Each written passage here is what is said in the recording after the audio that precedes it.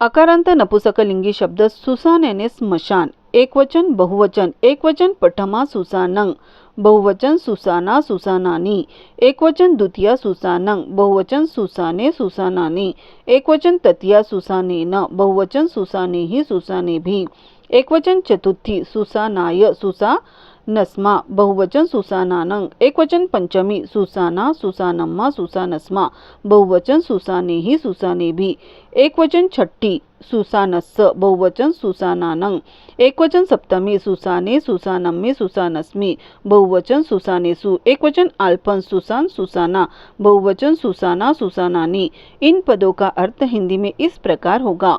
स्मशान एकवचन बहुवचन, एकवचन पटमा स्मशान ने, बहुवचन स्मशानों ने, एकवचन द्वितीया स्मशान को, बहुवचन स्मशानों को, एकवचन तृतीया स्मशान से, बहुवचन स्मशानों से, एकवचन चतुर्थी स्मशान के लिए, बहुवचन स्मशानों के लिए, एकवचन पंचमी स्मशान से, बहुवचन स्मशानों से, एकवचन छठी स्मशान का की के, बहुवचन स्मशानों का की के,